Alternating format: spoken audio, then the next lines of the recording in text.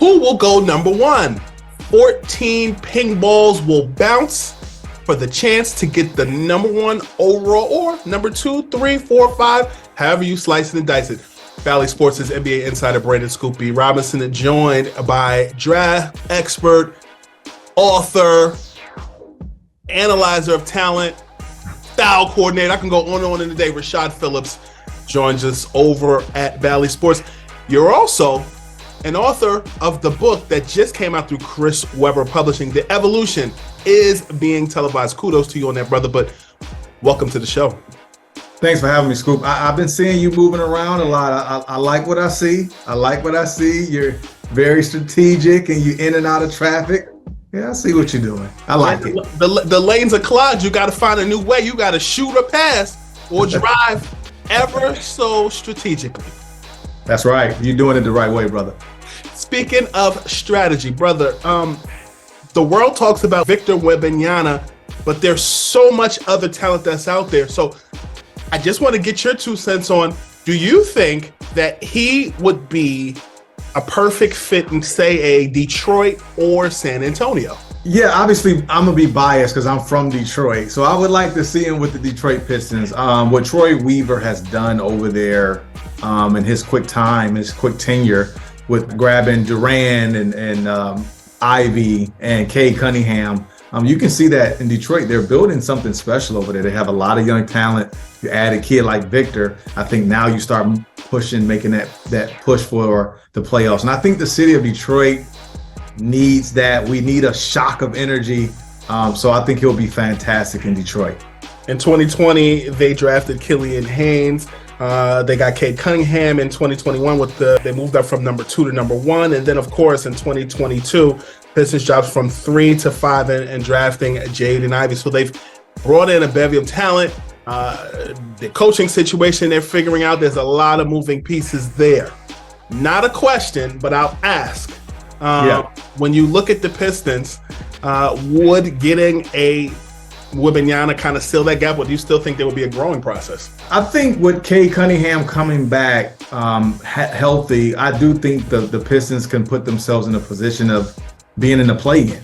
I think Victor can do that, and obviously with the surrounding supporting cast. I mean, I'm a true believer in Cade Cunningham. I've been watching this kid since his Mount Verde days in high school. So I just think with a guy like Cade Cunningham, a dual forward, what he brings to the table, his leadership, I think he can rally the troops and at least get us in the play-in game. There's a lot of other faces that are in the draft not named Wembanyama. Scoot Henderson, 6'2" point guard, skipped college and spent the last 2 seasons in the G League.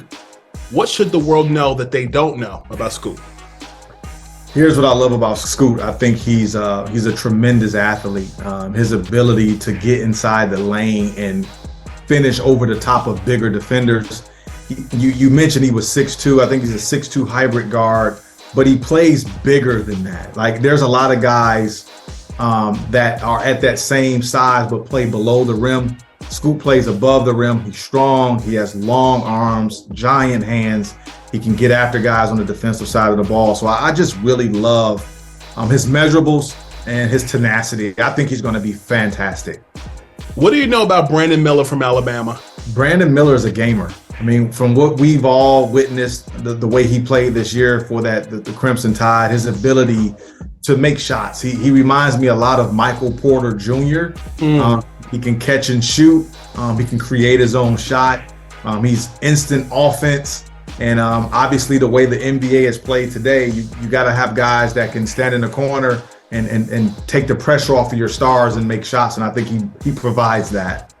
Villanova, right outside of Philadelphia, produces a lot of gamers. You look at the playoffs, Kyle Lowry. You look at Jalen Brunson. Yeah, of course. I wasn't going to leave Jalen Brunson out. Okay.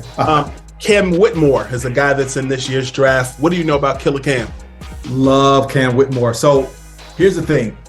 He's very physical, super athletic, can get out in transition. He fits that two-way defender, small forward guy. He has some Jimmy Butler to him, but he's a better athlete. Mm-hmm. I like that. And he can, and you look at last year's draft with Benedict Mathurin. he kind of fits in that mold. And you see what Mathurin did with the Pacers. Like, he was, from day one, he was out there and he was competing and he was being productive. Cam Whitmore, he kind of has that same type of makeup. For sure. And there's a guy in the draft named Amen Thompson. Yeah, the twin, right? Amen. Yeah, amen. Amen. I think of He Got Game when they said Jesus, Jesus, amen. And I think of Meek Mill and Drake, that song, Amen. But Amen Thompson is a 6'7" point guard from the Overtime Elite squad. What do you know about him? Well, obviously watching him on film, he's a uber athletic transition type of guard. He gets out in space. And I think the challenge for guys like him is that he's going to have to improve his jump shot, because when you have all that athletic ability, you rely on it a lot when you play against younger competition. But once you get to the NBA level, when everybody's pretty much a great athlete, you're going to have to go to another skill trait. So I believe once he's able to knock down a consistent jump shot, he's going to be a player that can really be productive as well. It's probably going to take him a little while, but again, he's young. He's going to have a chance. He works hard, from all the people that I've talked to. And I'm excited to see that whatever team prays for him, we'll get an amen after. Rashad. What? Oh, you fat. He's pretty good. I see what you did there. Tell me about Mr. You Fat. Look, man, Ho You Fat has some game. Obviously, the first time I seen him on film, I was like, hey, like, this guy really can play.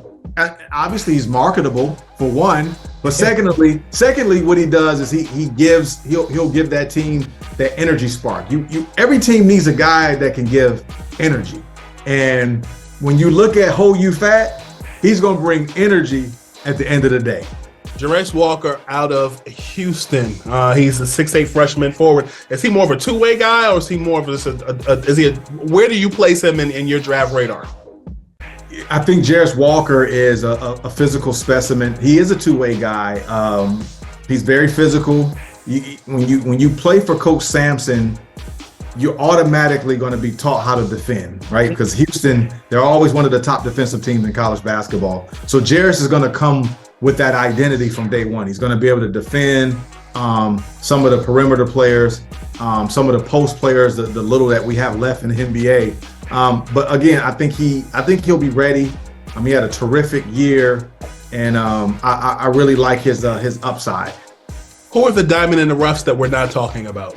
Man, I really love the kid out of Santa Clara. So I don't want to butcher his name, but Braden Polk Zeminski from Santa Clara. Point guard from the home of the land of the point guards like Steve Nash. Yeah, this kid is tremendous. He transferred in out of Illinois, didn't play but 20 overall minutes at Illinois, transferred to Santa Clara, won Player of the Year in that conference. Just tremendous productivity. He has excellent IQ. He has excellent pace. And I'm a mid-major guy, so I'm going to echo it a little louder than I do any other prospect. But Brandon is a fantastic player. I think he's the sleeper in the draft here. He's not going to wow you with his athleticism or anything like that. But that kid can play basketball. I would draft him in the first round.